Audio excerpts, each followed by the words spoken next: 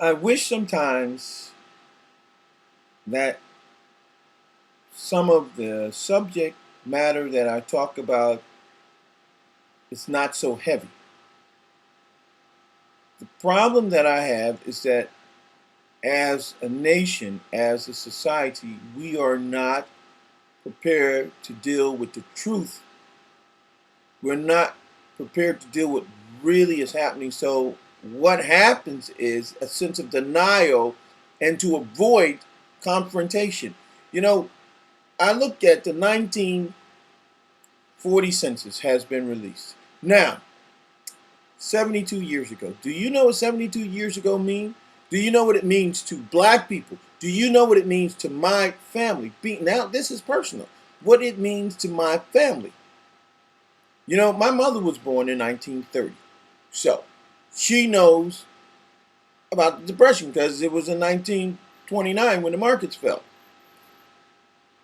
The, the Depression and the American experience is completely different for black people than it is for white people. You know, you can show a 1940 movie and you'll see people happy and laughing and enjoying themselves. And believe me, if the white man was on the end of the stick where things were not going well for him, you can imagine what was happening to us as a people. You know what I say? We should not, we haven't, I mean, I'm looking at what has happened recently. I mean, what I see is I still see that there's not equality when it comes to this country that we live. That we are still victims. Listen, we are victims because the system has created a way to still eliminate us and exclude us from possibilities. That makes us victims. There are opportunities for us, but believe me, they're not. I'll tell you this. Here's a good scenario. One person could move in, one black family could move into a white neighborhood. Two black families from a distance. They can't live next door to you. They have to live one all over here and one over there. And white people can handle that. They can handle that. But believe me, your children and you will suffer ridicule, negative comments, people doing stuff to your house and your property. And that's almost anywhere in America.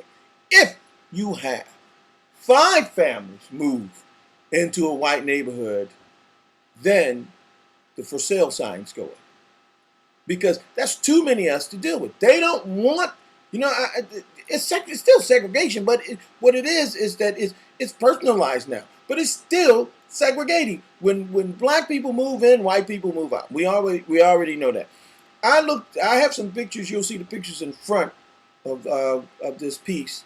Is the difference in relationship to how we perceived 1940 and how white people perceived 1940, and also what is happening now. And I'm still on the train with Trayvon Martin because it is a clear sign of what is happening in our society at this moment and what is not happening in our society. And even now, I see the Republicans and I see Fox. These people are trying to portray this Zimmerman guy as a victim, that he had no choice.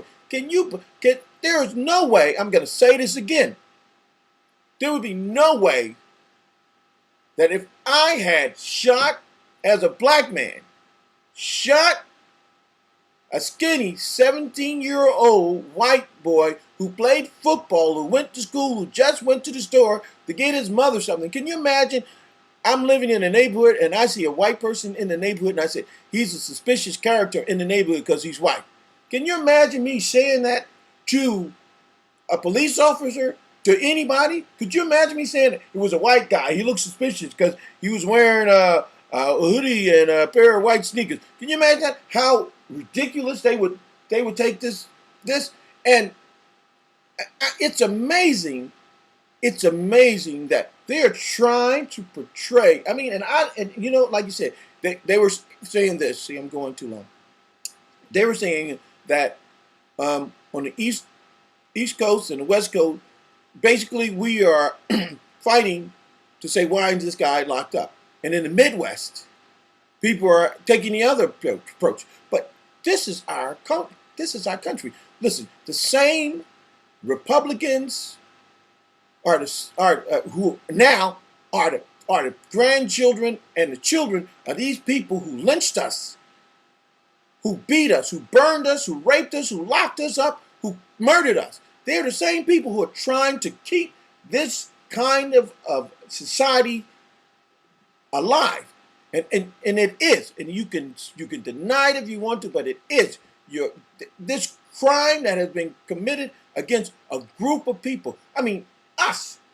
We have been robbed of the opportunities and the possibilities, and we still are.